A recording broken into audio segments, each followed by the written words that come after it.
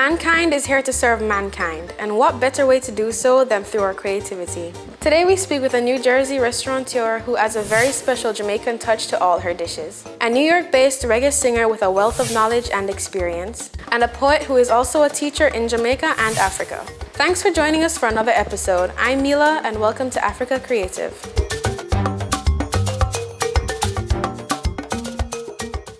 With decades of experience and passion for the culinary arts, restaurant owner Marva Lane tells us her fascinating story.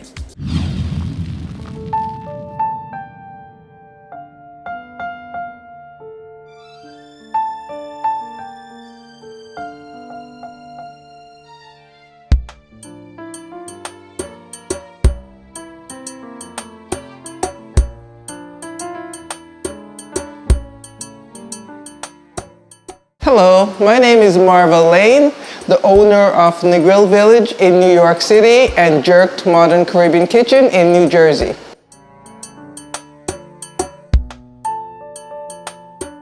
I've always wanted to own my own business, and a friend of mine, Yvonne, opened up a pastry shop years ago, around 1984, and I enjoyed the pastry so much I asked her if we could go into business together.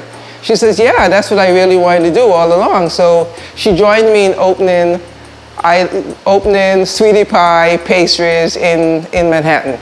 Everybody wanted to know why in Manhattan, because I wanted a wide audience, and I felt that that's where I would do best.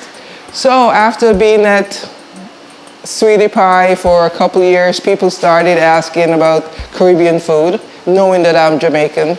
So I ventured out into opening Island Spice restaurant, which was a couple blocks from our Sweetie Pie location. My husband joined me at some point in the Sweetie Pie business, and from there on we kept going. We opened Island Spice, and that started to do extremely well with, celebrity clientele coming in. I had some great reviews from the New York Times. I had some great reviews from the radio stations. So people started learning and tasting the food that I was cooking. And after that, I wanted a place somewhere bigger, because Island Spice was a 40-seater. And I just felt that everybody was so tight in the little space that I needed something larger. So we started looking for a new place, which we found on 23rd Street in Chelsea, and I named it Negril. Negril, again, became successful. That we outgrew, and I started looking for another place, which was Negril Village. Now that I had the two restaurants, I had to name one Negril Chelsea and one Negril Village. After a couple years, I realized that maybe I was sabotaging the business, because the two restaurants were so close and we were sharing customers rather than bringing in new customers. So I decided to sell Negril Chelsea and opened up and kept Negril Village. And we just went from there.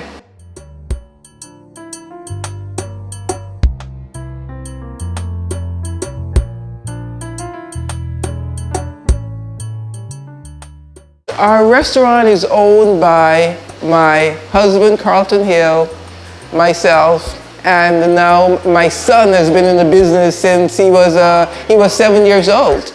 Our first restaurant, Sweetie Pie, he would lay the croissants out at night. He would help so much in that business. So he grew up in the business. So it has been the three of us.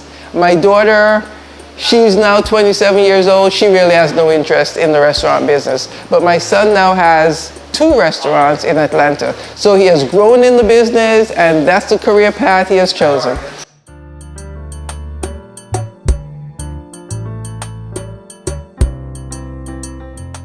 I've always wanted to cook Jamaican food. I've always felt that Jamaican food could have been and should have been a lot more elevated than it currently was. I mean, now it has gotten, everybody knows Jamaican, everybody knows jerk, everybody knows Bob Marley, they know Usain Bolt, everybody knows something about Jamaica now. So, but then, back then, people really didn't know that much about Jamaican food. So I wanted to serve some authentic Jamaican food and a twist, because I realized that my market was diverse. I had clientele from all over the world and all different ethnicity and diversity. So I really wanted to serve food that's relatable to everyone. And understanding some things about food, I'm going to use the word refine. I wanted to refine the way I present the food. So it was more about the presentation than the actual taste of the food, because I try to keep many of the items as authentic as I possibly could. So many of the menu choices I took from what Jamaica already has, and also what I've seen and I've eaten at other restaurants. Like when I first started, I started serving a paella, which is a Spanish dish, but I made it Jamaican by adding ackee in it, by adding a little bit of saltfish in it, with the seafood that comes with it. I want to say I invented the ackee tostones that everybody is using right now, and that is because of my travels throughout South America.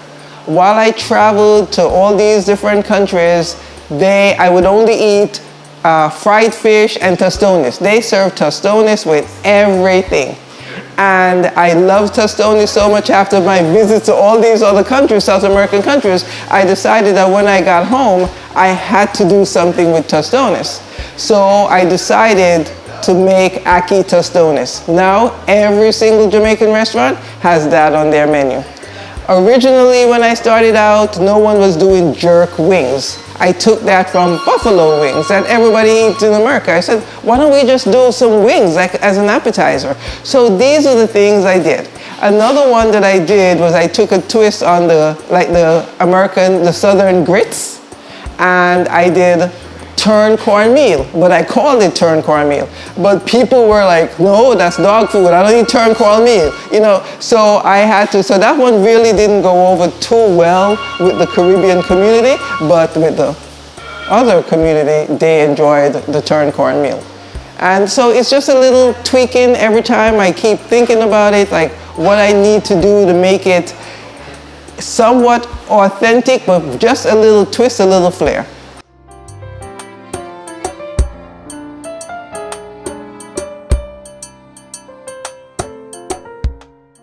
I've always wanted to serve Jamaican food in an upscale, casual environment with great ambience, service, and a vibe. So that's what we've been able to accomplish all these years. It takes a village. I had a team. My son was very instrumental at Negril in us executing. So I think that's what Negril has to offer. I would love to teach, but it has been so difficult just finding people who really want to learn. I believe that people just think that they can jump into things and make money, and they don't want to pay the price of learning. So it has been extremely difficult just trying to get the right people. There's some people who are working in different restaurants who I know learn from what I had to share, and they're doing well. But there are just others who don't care about food now and just care about money. One of my aspirations would be to return to Jamaica to teach young people who are interested in the culinary arts, and I just can't find the time yet. I hope in the next couple of years I'll be able to live that dream and make that a reality.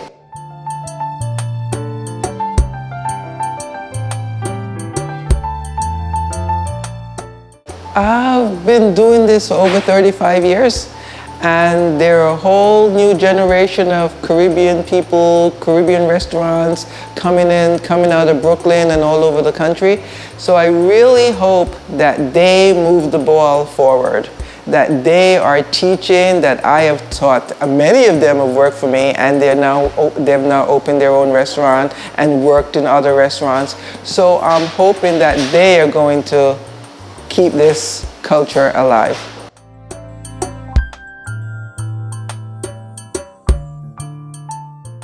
New York-based reggae artist Original Guidance has a passion for lasting reggae music. A man with talent and the experience to complement it. Let's hear his story. Original Guidance. Oh. Yeah, my name is Ferran Thomas, aka Original Guidance. I'm an artist and a writer. That's what I've been talking about. Feel it, I feel it. And now we are gonna fix it now. My journey as an artist is a long journey. And when I say a long journey, at the tender age of 11, when I was attending Alpha Junior, till I reached the age of 14, 15, attend Holy Trinity. That was when my musical career started as a young youth. You know, I used to sing in my school for my teachers and the pupils at school. Until around the age of 25, that's when I started my first recording with a group known as the Realistics. It was a 4-member group. The first song we did was working with a government department, and then we moved on to an album. That album went to England. It never really do too much of a success, but we get a good ratings on the album. The title, "A Come, We Just A Come." Now, I migrated from Jamaica and come to America.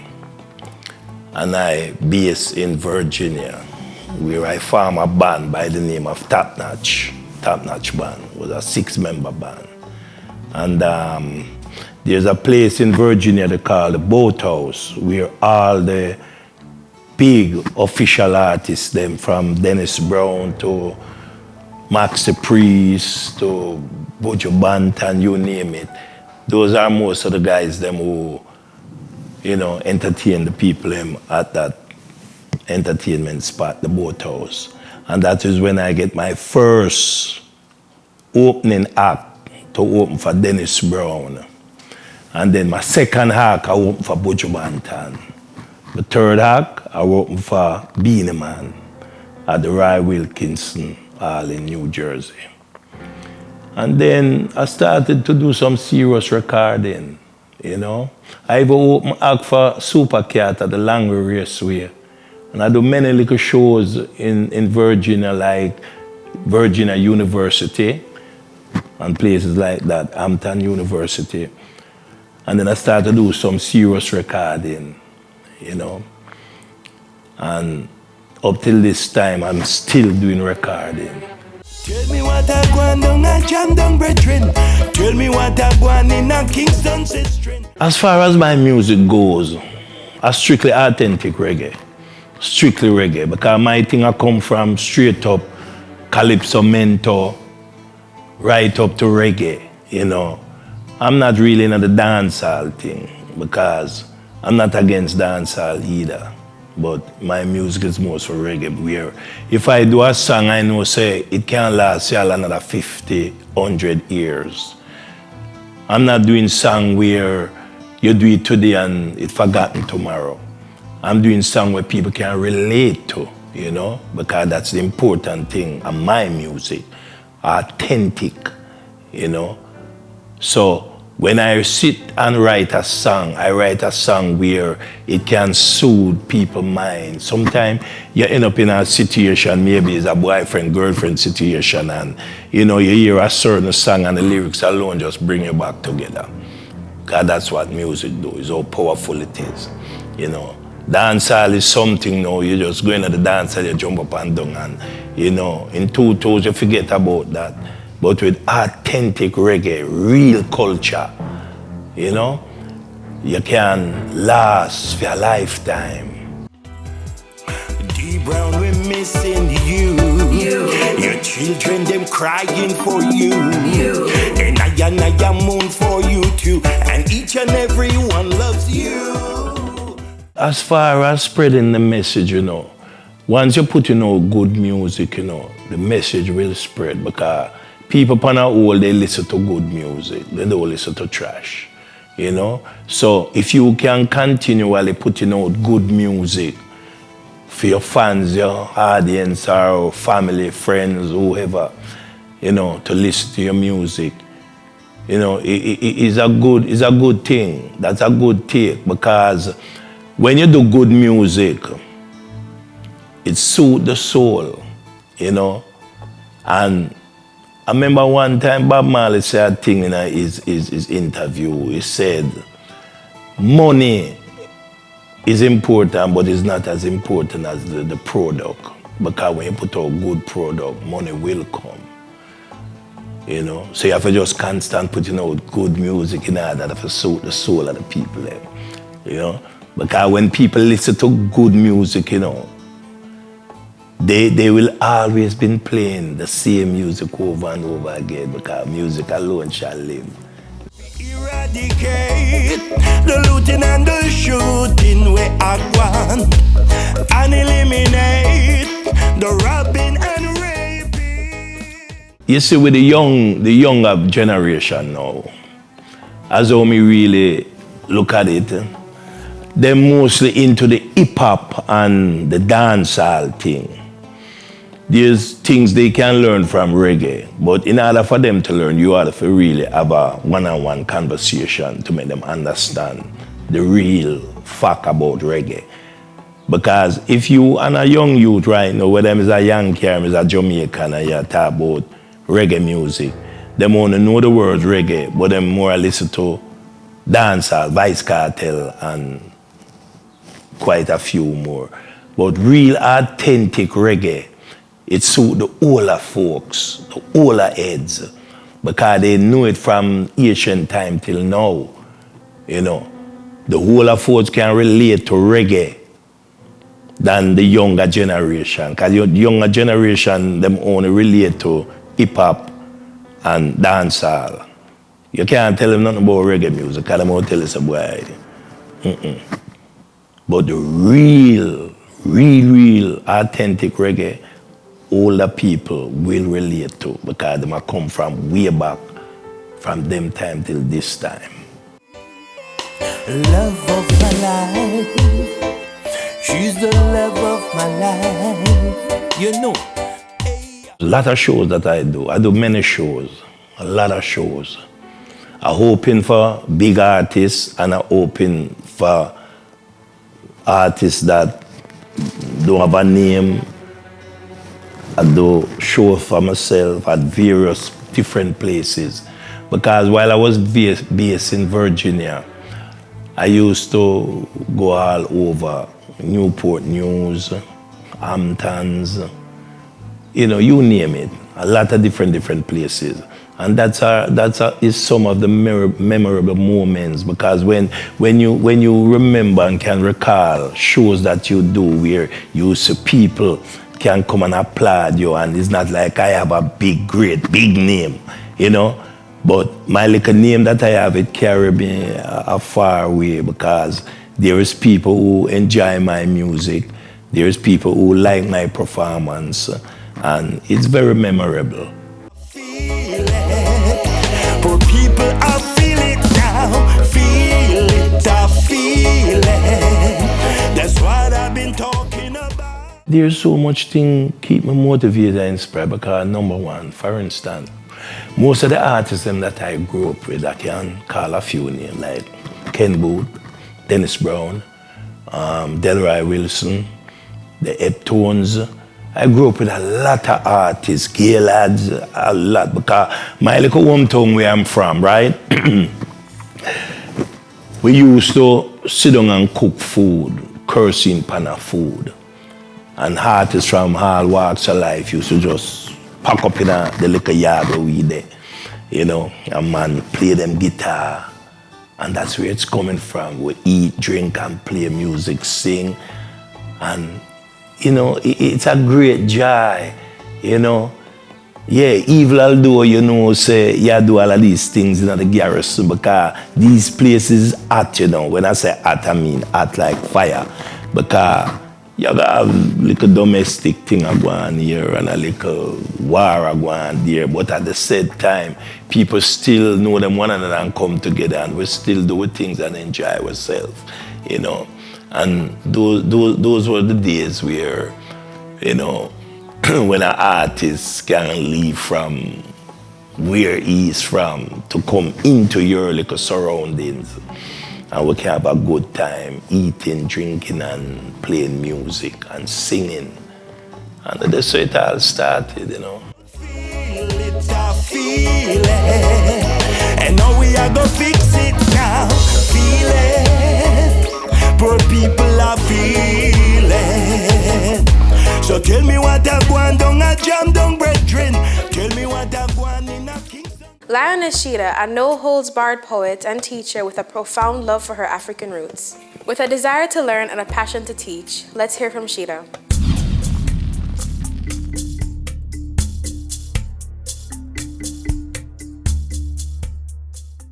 Greetings, my name is Rashida Shaw, otherwise known as Lioness Sheeta.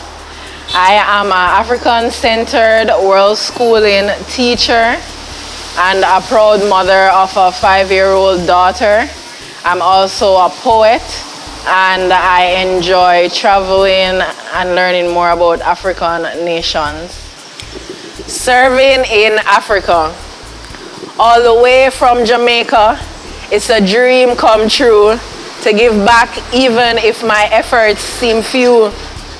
I know it means everything to my students when they learn something. So my life as a teacher began after having my daughter. I wanted to prioritize and make sure that she was getting the education that was right for her. So no better way for me to, you know, practice as a teacher. So I went out of my way to go and talk to Miss Kama Ma'ako from the Kemet Massa Academy, which was a Pan-African home school. And there I shared my skills as a teacher for almost 2 years. And it was great, you know, connecting and teaching from a more Pan-African education base. So that's how I started, that's how I got into teaching. And I wanted to further my experience in teaching. So I thought it was a great way for me to do that by going to Africa to volunteer teach. And I got the opportunity to teach in Namibia for a year.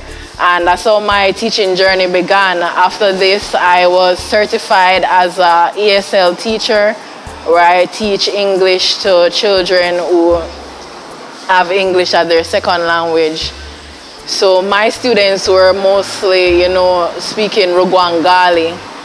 And, you know, getting that experience, you know, showed me that, you know, teaching is really about connecting to students and helping them to find their passion. And that's what I do now, especially at home from my screen or wherever I see the need to go out there and tutor, I also do that. Nova Turian Torch, a poetic journey to Namibia. JA to NA. From the island of Jamaica, a destination known as the Pearl of Africa. In such a ghetto paradise, I found the heart of my nation, the stolen history, an uncomfortable, heartbroken surprise. I started teaching at the kindergarten level, going up to grade 1, 2, and 3. And on my journey to Africa, I was teaching primary school as well, grade 5 maths, grade 6 English, maths, science, and in grade 7 I was also teaching English. It's a blessing to fulfill this destiny. try my best to give education of quality to who may have been overlooked, many who haven't been given the patience to learn. Therefore, I'm truly grateful to serve as a global citizen through World Teach. In coming into my purpose, I always wondered, as you will find out in my poem, why Africans had so much disadvantage and why on the screen they would show the worst of Africa. So I wanted to explore that, and reaching out, being able to volunteer in Namibia, I also learned that the quality of education there is also very poor due to the history of how it started. The education for blacks were mostly for them to become workers to their white counterparts there in the country. So because of that, I saw this opportunity as me being able to educate and use my skills that I've been granted with, as I was very fortunate to go to some of the best schools here in Jamaica. And I thought, like, what better way to connect to my people, to connect to Africa, and to connect to my roots than to go and teach. And in turn, they also taught me. Uplifting each other is the way forward, onward. Our days gonna be better days. They might oppress us, depress us. We stay rising from our shackles. I learned so much from my experience. Most importantly, I learned that we are all connected. When I was in Namibia, I saw the same faces that I see here in Jamaica. I saw my same brothers and sisters there in Namibia. Most times they couldn't even tell that I was not from Namibia if I did not open my mouth. I would travel and go to South Africa as well, and most persons thought that I was South African. So it definitely showed me that we are brothers and sisters, we're cousins, we are all connected.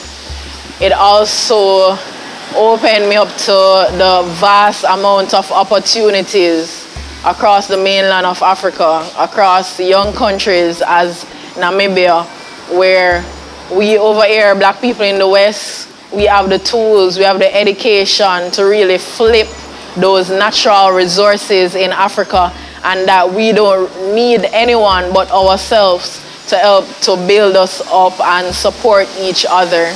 I don't think it was ever a secret that I'm an African. They're trying to fool me with miseducation, tell me who I am is Jamaican, but Jamaica was the name of a slave plantation.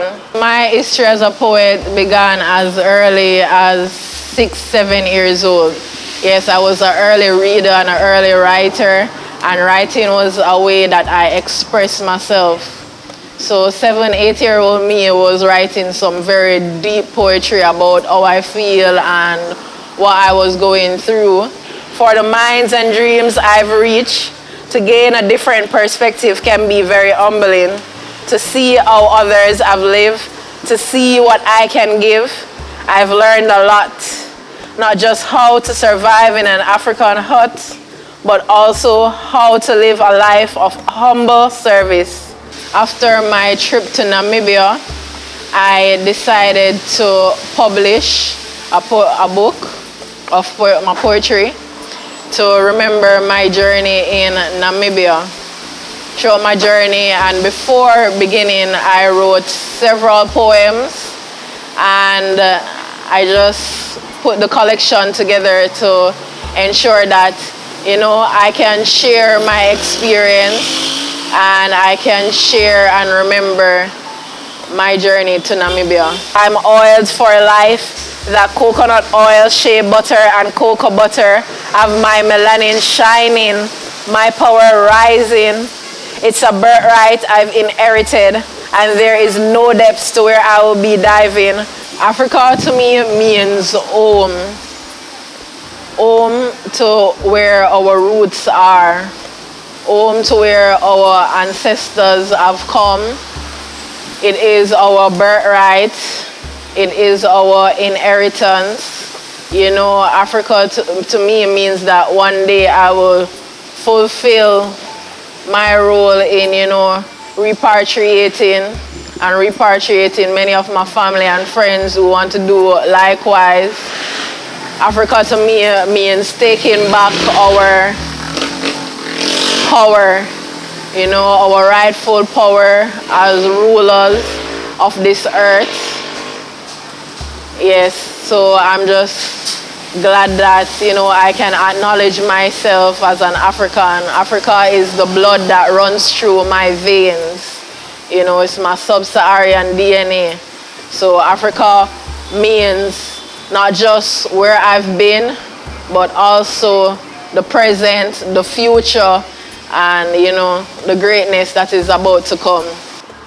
Branded, no matter where I go in the universe, I will always be branded.